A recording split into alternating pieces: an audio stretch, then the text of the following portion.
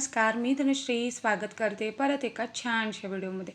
आजचा हा जो व्हिडिओ आहे तो इव्हनिंगचा आहे, म्हणजे रात्रीचाच आहे। रात्रीच्या स्वयंपाकामध्ये मी आज एकदम सिंपल पद्धतीने शेजवान राईस जो आहे तो बनवला होता।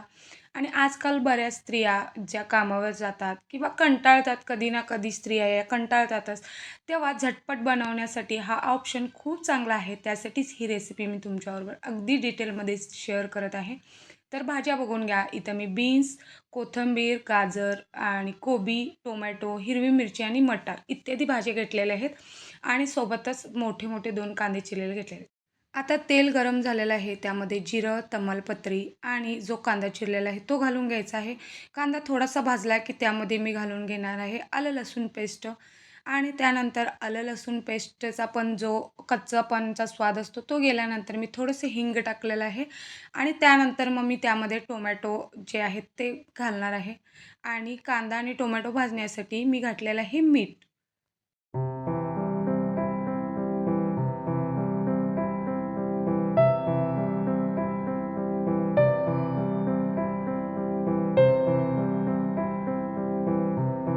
टोमॅटो मऊ पडला की त्यामध्ये घालून घ्यायचं आहे आपल्याला बीन्स।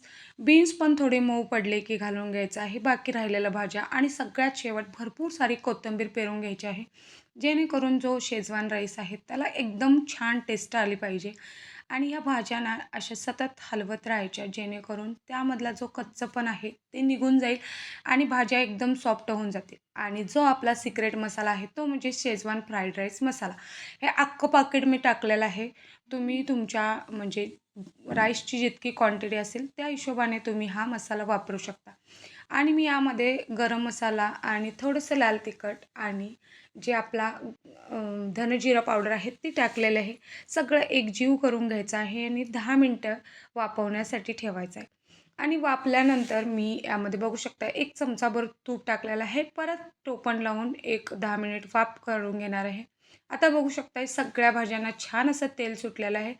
त्यानंतर त्यामध्ये मी धुवून घेतलेला छान असा राईस घालून घेणार आहे आणि राईस मस्त असा परतवून 1-2 मिनिटं तेलामध्ये घ्यायचा आहे आपल्याला।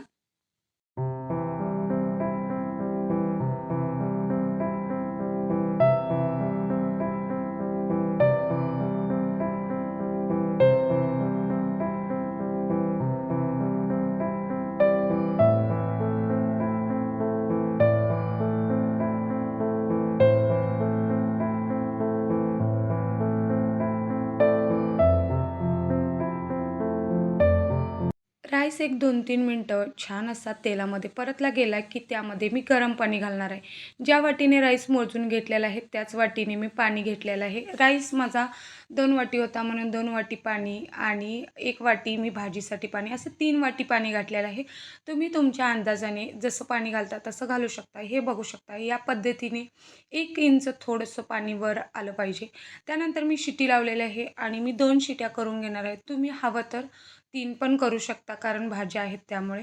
आणि शिटी झाल्यानंतर बघू शकता अगदी मोकळा असा माझा शेजवान राईस जसा हॉटेलमध्ये होतो तसाच आणि टेस्टला पण एकदम अप्रतिम झालेला। तुम्ही पण तुमच्या घरी नक्की एकदा रेसिपी ट्राय करा आणि व्हिडिओ आवडला तर चॅनलला सबस्क्राईब करा। भेटू परतच्या व्हिडिओमध्ये, तोपर्यंत बाय बाय।